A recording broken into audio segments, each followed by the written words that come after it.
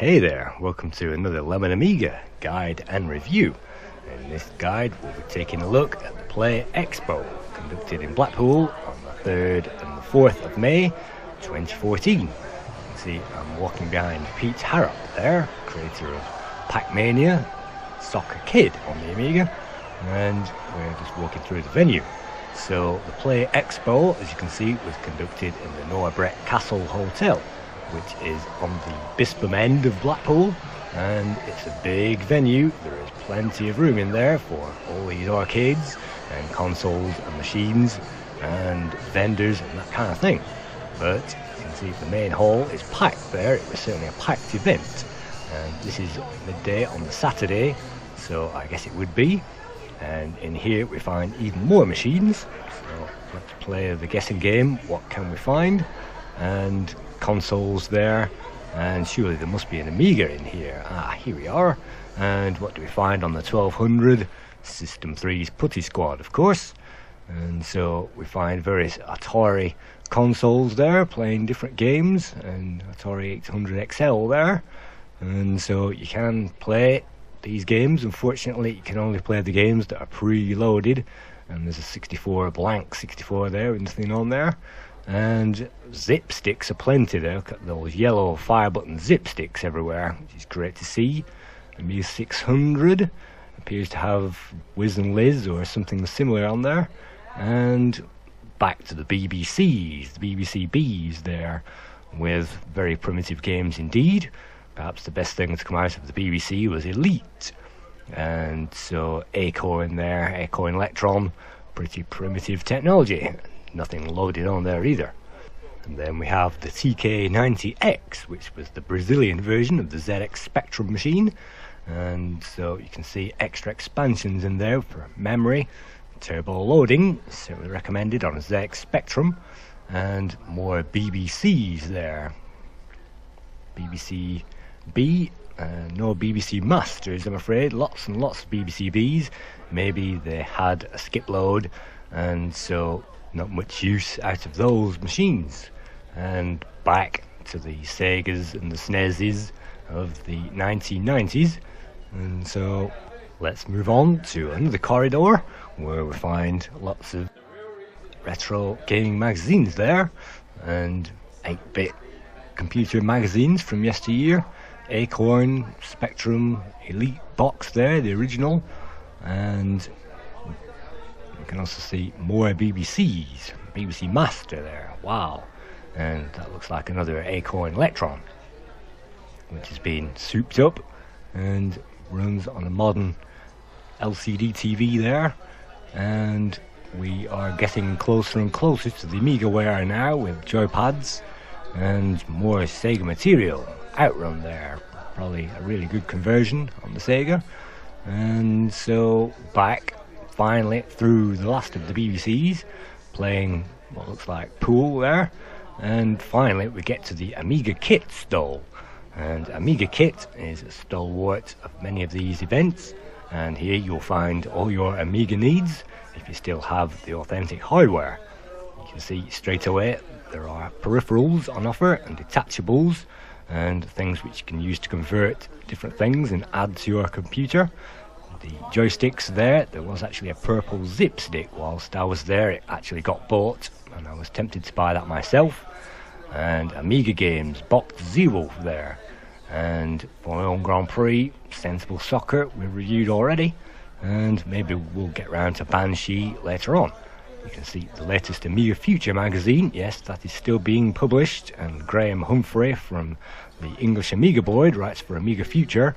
And you may have seen on Lemon Amiga forums the joyboards there, the red joyboards, and they have produced those in a left and a right-handed model, and I did get to talk about those while I was there. They are certainly amazing guys, very, very, very knowledgeable about the Amiga computer. And yes, we can buy mouse mats and replacement keyboards and that kind of thing. And there's even a running demo of Wings played there on a new Amiga 1000 machine. And Wings never gets boring, never gets old.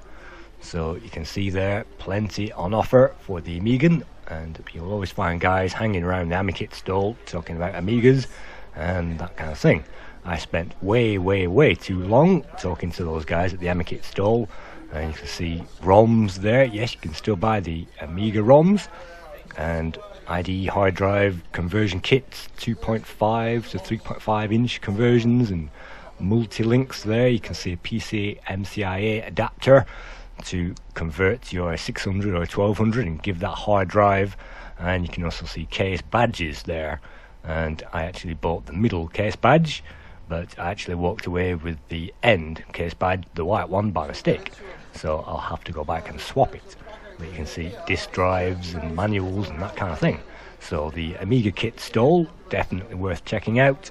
And the Amiga 1000 there, brand new, worth several thousand, but that's extremely fast. It has the latest Amiga OS on there, which runs all the Amiga, the classic hardware, as well as the new stuff, and that runs extremely quickly indeed.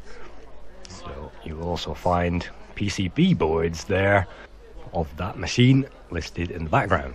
So that all creates a great atmosphere, and I'd certainly recommend the Amiga kit stall, and also of course get in touch online via their website.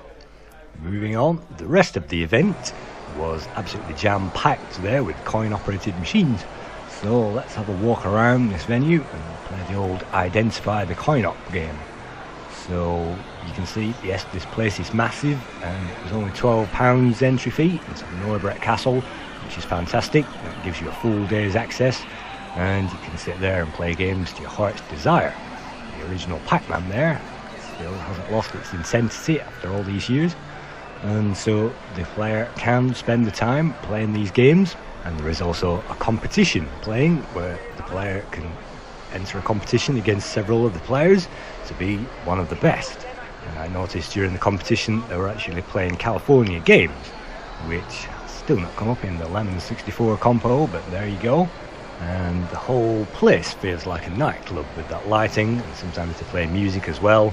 So it is very hot and sweaty, very arcadey reminiscent atmosphere in there.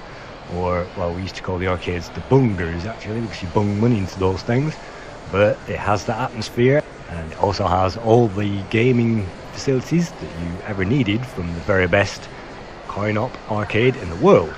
So all the games are represented here, apart from the sit-down Star Wars, which was actually broke, unfortunately.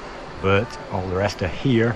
The Outrun there, you can have a proper driving wheel experience on Outrun, finally. And Afterburner, the arcade version, definitely the best. And so no matter what game you can imagine there, that looks like Super Hang-On, you can play that thing and drive around at high speed or compete against friends on these classic machines, because these things won't last forever, and these arcade machines are a piece of history.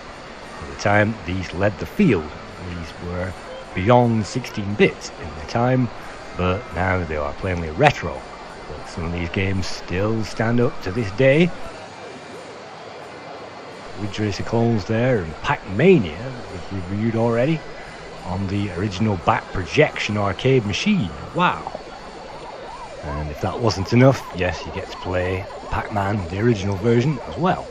So everything is here for the gamer's desire, and so this is the ultimate arcade as far as I'm concerned.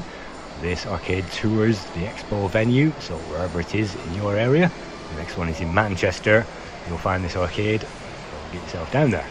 Hard driving there. Wow, that was certainly difficult on all the conversions, and even the arcade conversion was still painfully slow. Look at that frame rate there, wow. And so getting back to Daytona, certainly a huge leap in performance. So I certainly appreciate this. Unfortunately, I didn't have time to play on any of these machines while I was there, and well, I'm not very good at arcade machines because, well, I'm certainly not very good at those, but they are all there. And all these conversions, 1942, well, took a look at 1942 with hybrids, the classic Q-Bert, which was, well, ported to more or less all the 8-bit machines, very nicely done. And so arcade machines, I really should know the name of that one, but I forget. So it's great to play this game, spot the arcade, and most of these, Super Mario Brothers there, most of these are fun. Puckman, wow, that must have been the original Puckman from Japan, because Pac-Man was the American Puckman, so that must be an arcade original. And we find Dig Dug and some kind of 3D crystal castles, which I've actually never heard of. And so wandering around this atmosphere, yes, it's a predominantly guys atmosphere, but there was quite a significant number of girls there. And now I find Bubble Bobble, which was played in the Lemon Amiga competition. Don't remind me about that challenge, because that was particularly hard. Bomb Jack, well, I didn't appreciate the Amiga conversion. I think the 64 version was slightly better. And Salamander there, which was completely different to the Commodore 64 version, which was a side-scrolling shoot-'em-up. So you can find early conversions here. Look at that, Berserk. Where have we seen that before? Coins detected in pocket. Yeah, very few coins detected in pocket, playing that very, very addictive game. And that's still being played in the Lemon 64 games competition. So finally concluding our tour of the arcades there, Robotron, which Jeff Minter took hold of and made the Lomatron. And Pole Position, which really need the arcade wheel to play that, very twitchy controls. Karate Champ there, which was ripped off for IK Plus, which we've reviewed already, and that was a long legal battle. So all of these machines have their own history and their own ties, not only to the 64 but also to the Amiga. So the heritage of machines all started with games like R-Type and all these different conversions, such as Pac-Land, which made it to the Amiga and the 64. And again, I think the Commodore 64 version of Pac-Land is slightly better. And New Zealand Story, again, don't remind me of that thing in the games competition. Wow, some memories flooding back. Popeye, certainly a great game. Absolutely fantastic arcade quality conversion on the Amiga. And that looks like Midnight Resistance or something similar, yes. And so all of these games can be played, well, most of these, on the Amiga. And even Thunderblade, even though Thunderblade was, well, appalling on the Amiga, to be honest. And again, better on the CD64. And that reminds me of Wild Gunman and Back to the Future Part 2. Maybe it is, maybe it isn't. And, well, Mortal Kombat, what can you say about that? So, I certainly enjoyed my time walking around these arcades and walking around this terrific venue. And I've only shown you maybe a third of these arcades. And even if you can't find your game in the arcades, maybe you'll find that on a machine already waiting to play. So there is a lot to see and do and buy in this venue. There are lots of reminiscences and there are lots of reminders, like Dynablaster or Bomberman there, 5-player, and even Indiana Jones, which I'm not sure that made it to the Amiga, but there you go. That's certainly a reminder of the old point-and-click days, which we remember so well, juxtaposed against the modern 3D blasters on PCs. And so you can see everything that the retro gamer requires is there, no matter if you're into Segas, NES's, consoles, or actual computers with keyboards. And actual computers with keyboards there begin with Elite, the Pioneer on, is it on the Acorn? Yes, it is on the Acorn machine. So a Pioneer starts with that, and then moving on we find an Amiga 1200 playing Lemmings 2. So not very far away from the Pioneer, they put the Amiga, which is great. And so some of these you can see are being played. Zool on another 1200 there, affectionately being played. So let's take a little walk around of some of the machines. Again, maybe only a third of those present in the actual venue. I'm just going to take you through a few and see what we can find. Star Wars there, unmistakable. So this venue was warm, cosy and inviting. There was certainly no need to wear a coat in this venue, and everything was very accessible and appealing. There was no intimidation going on, and there was futuristic things as well as retro things. And yes, you can play it with virtual 3D of the absolutely modern computers, if you like, and experience those, as well as go back to games like Iridium by Andrew Braybrook. The original Commodore 60, well, not an original actually, it's the C64C, the updated version. So yes, this venue is great for retro collectors and games players alike. You'll always find some guys there that you're into the games and your machine that you're into, so you always find good company and great conversation. And if you can't, there's always contacts available, emails and websites and things like that. So you will find yourself talking to quite so many people. And at this venue, of course, I got to chat to some of the people that I like from the games industry, including Andrew Morris, of course, who we have an interview lined up, and Anthony Crowther, we have an interview lined up from him as well. So yes, you not only get to talk to your friends about these great 64s and the Jeff Minter Classic there, being played with a QuickShot 2 Turbo joystick. I used to have one of those. Not an amazing fan of the QuickShot 2 Turbo. And Pong. Well, there's always Pong. You can't actually get away from that fact. And the last few computers now. Let's see if we can find another 64 or an Amiga maybe. Well, not much going on. Look at that tiny Berserk there being played.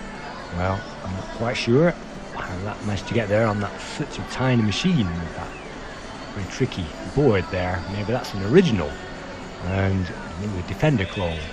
So you'll always find surprises and retro computers that aren't even available anymore, or are very difficult to get hold of. And of course, when you're not doing that, there are talks available in the event, and there are amenities to, well, there was a cafe inside the Norbreck Castle, and you could go outside and return at your leisure. So I really enjoyed my experience. It was certainly worth it for all this retro action, and I really felt at home with all these classic games. Arkanoid there, unmistakable, and unfortunately somebody's actually converted Crazy Chorus 2, which is absolutely diabolical, on the Amstrad machine. Absolutely diabolical game. But look at that, a Commodore GS games console. Wow, 64 GS. And those aren't very common because they are utterly rubbish. Well, what can you say about Commodore's failures? Well, a lot, actually. If only we had great ghouls and ghosts and things like this, but fortunately not. So this is virtually my final tour now of the final third of these games consoles. There are many more to explore, of course, and games I've never even heard of, like Knight Rider on, well, what is that thing? Shuttle? No idea. But Knight Rider is available on there. So many surprises, many classic games, many retro experiences, and there are stalls and venues and people to chat to about all that. So even if it's just Speed Bowl 2. So yes, thoroughly recommended my trip to the Berserk infested retro computer expo in Blackpool. And I certainly did get to see some novel machines and touch classic hardware and touch some great people. So if you like these kinds of events, or if you've never actually been to one of these before, then get yourself along to the next one. And the Amiga 1200 there seems to be broke. It's unfortunate, but you get yourself along to the next one and you can experience things like this. So before we leave, let's just have a final tour of yet more stalls there. Yes, you can buy an original Amiga 500 there, and every other console under the sun at these venues, as well as all the games that you can imagine. So if you've always fancied Sonic and buying yourself a Sega Mega Drive and getting Sonic, or even buying yourself the old PS1 there and playing Dino Crisis 2 and all the games that you used to love, then great, come and have your picture taken and do that. And there's even flying drones there. Yes, if you can't beat them, join them. Let's buy ourselves a portable flying drone with a camera, and then we can take pictures and spy on all our friends. What a great idea. So here we go, the final mugs you can buy, mouse mats, keychains, plushies there, basically anything you can imagine. There was guys signing autographs at Gremlin as well, so if you wanted to sign the Gremlin game, you could have taken it along there. I remember they had Ocean guys at the Play Expos previously, and Commodore 64s there, starting from 70 quid all the way up there. Vic 20 there, £40, what a steal. And an original light gun and cartridges as well. So it's a mecca, basically. Everything, including the dire pteropods there, and Elite, fantastic game. Everything is there, and you can even get yourself the t-shirt to prove it, and prove how badly I did in the Bubble Bobble round, and Ghouls and Ghosts 1942. So thank you for joining me on this quick review of the Play Expo Blackpool and the Amikit stall. So I hope you will join me again for another one, and like I say, if you want to get to one of these venues and get the cap to prove it, then everything is there and available for you. Thank you.